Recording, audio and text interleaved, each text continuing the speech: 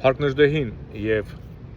ազատություն ապստամբ հայրենատեր Սասնածռերին։ Եվ այսպես մուրջ եւ մանգաղ 8-րդ գումարման ազգային ժողովը վերարտադրվեց եւ դարձավ 9-րդ գումարման ազգային ժողով, այսինքն մուրջ ու մանգաղը եւ աստղը վերարտադրվեցին։ Դե ինչպեսի անցյալ ուներ այդ մուրջ ու մանգաղը նախորդ 5 տարիներում մենք գիտենք եւ նրանց ամենամեծ ձեռքբերումը ճակերտների մեջ իհարկե ձեռքբերում դա Արցախի հայաթափումն էր եւ Իլհամին հանձնելը վերջնական։ Եվ այս մանդատները վերցնելու հետ կապված լրագրողը հենց Լևոն Քոչարյանին, Ռոբերտի տղային հարցրեցին, ասեցին, բա ինչու մանդատները վերցրեցիք։ Ասեց, այս տարբերակով ենք փորձելու Նիկոլի իշխանությունը տապալել, Նիկոլի հետ կռիվ տալ։ Եվ լրագրողն ասեց, բա այս անցած 5 տարին ինչով էիք զբաղված։ Դե բնական է, այդ տղեն ինչ պետք է ասեր, պատասխան չունի։ Ոչ չի ասի մենք մի ընդհանուր ռեժիմի, ասենք, տարբեր ճյուղեր ենք, ինչ պետք է անեինք։ Վաղտը բերեց այդ ժամանակ մարդիկ հանդիպեցին, գրկախառնվեց, պաչիկներ, դեզ դեն, խուսափեց այդ հարցերից եւ անցավ առաջ։ Բայց իրականում հենց առաջին նիստում ցույց տվեցին, որ իրենք չեն եկել պայքարել, եկել են, ասենք, կրկես դարձնելու, հերթական կրկեսը դարձնելու մեր խորհրդարանը եւ առհասարակ մեր ճակատագիրն ու կյանքը։ Նրանք բարձրաձայն իբր թե հակադարձում են իշխանությանը կամ մատնացույց անում թերությունները, բա ուր է հայոց հայրապետը, ուր է հայոց հայրապետը։ Եվ ԿՓԱ-ականները տեղը ցույց տվեցին, որտեղ է հայոց հայրապետը։ Եվ նրանք խելոք նիստից հետո գնացին հայոց հայրապետի մոտ։ Եվ մեր խորհրդարանը չոցվեց։ Այսինքն սահմանադրության կարգը նորից խախտվեց, որովհետև սահմանադրությամբ մենք քրիստոնյա պետություն ենք եւ հայ առաքելական եկեղեցին առավելություն ունի մնացած կրոնների հետ համեմատ։ Բայց հայ առաքելական եկեղեցին ոչ մի առավելություն չունեցավ այս անգամ, իշխանությունները հասկացրեցին, որ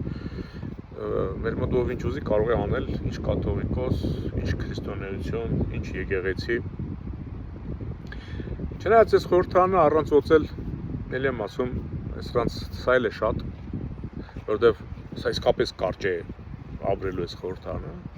նույնիսկ շատ կարճ։ Ու սրանք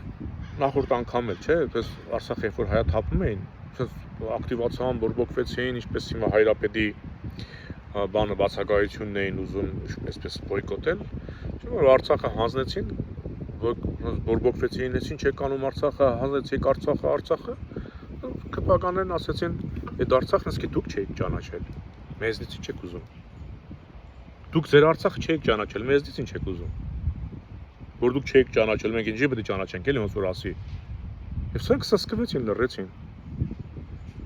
ԿՓԱ-ականները հասկացնում են, եթե դուք լավ բան չեք արել, մեզնից ինչի եք լավ բան պահանջում։ Մենք եկել ենք ավելի վատը անելու։ Չեք արել դուք։ Մենք առավել եւս չենք անելու։ Ասում է, իսկի դուք չէիք արել, մեզնից ինչ եք ուզում։ Մենք ինչի պետք է անեինք։ Դուք ձեր Արցախը իբր էլի։ Սա է մուրջ մանգաղ աստղը, սա է այս խորհրդարանը, որը որ նորից մնաց նույնը։ Սպասելիքները վատն են լինելու, ոչ թե լավ բան։ Իսկ Նիկոլի հետ կապված ես ուղղակի պետք է մի փոքր զուգահեռ տանեմ, պատմական զուգահեռ մենք 4-րդ դարում էլ մեր թվարկության մի շատ ճիշտ է Նիկոլը անգերազանցելի է, ինքը կոնկուրսից դուրս դավաճան է, բայց այդ խոսքը Մերոժան Արծրունն է վերաբերվում, նա էլ սարսափելի դավաճանն է, նրա անունն էլ է այսպես գրված մեր պատմության այդ սև էջերում, ասած առաջին տողերում գրված է Մերոժան Արծրունին, ով ջանում էր հայոց պետականությունը կործանել, Հայաստանը կցել Պարսկաստանին եւ ինքը լինել այդ պետության, չգիտեմ, մարսպանը, սատրապը,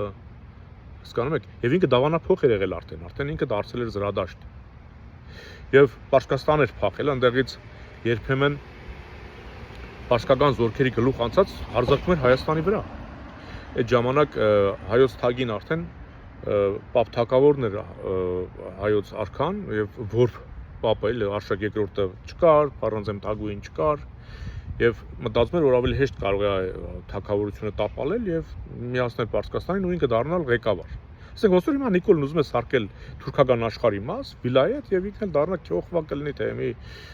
ինչ կլինի, մարսպան կլինի, ոնց կլինի։ Եվ Մերուժան Արծրունու այդ վատ արշավները, որ գալիս էր հարձակում էր գյուղերի, շեների վրա, անգամ տասնյակ հազարավոր հայերի գերեվարել տարել է։ Էդել է հասցրել։ Տարել է Պարսկաստան։ Եվ այս վատ արշավը կասեցվեց 371 թվի Ձիրավի ճակատամարտով։ Ձիրավի դաշտում ճակատամարտ տեղ ունեցավ հայկական եւ պարսկական զորքերի միջեւ եւ հայերը փառավոր հաղթանակ տարան, լուրջ տակտիկական հնարք գործադրելով ջախջախեցին պարսիկներին։ Եվ այդ Մերուժանը պարսիկների կողմից էր կռվում, ելի նրանց զորքերի գլուխն անցած եկել էր։ Հոտն առավ պարտության եւ փորձում էր փախնել։ Բայց չհաջողվեց։ Նրան բռնեցին եւ մեր թագադիր ասպետ մեր Սմբատ Բագրատունին ասես դու շատ էիր ուզում հայոց թագը գլխիդ վրա տեսնել եւ ես քեզ կթագադրեմ։ Ինչ արեց Սմբատ Բագրատունին։ Մետաղե թագը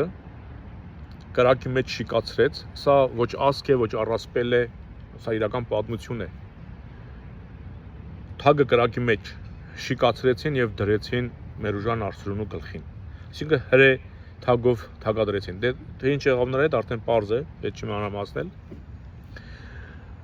Ասելսեն է, որ շիկանում է այդ թագը։ Իրոք շիկանում է։ Հələ սենց ոչ մեկին չի հաջողվել։ Մենք քանի հազար տարի է ամեն դար իր ծանր դավաճանն է ունեցել, բայց էլի մեր ազգը մնացել է ու մեր պետությունը կա։ Մերուժաններն ու Նիկոլները կգան ու կգնան։ Բայց Նիկոլ քեզ էլ է ճակատագիրը սպասում։ Իսկապես թագը շիկանում է, որին դու ձգտել ես, ձգտում ես ու պետք է ձգտես։ Մնաք խաղաղությամբ։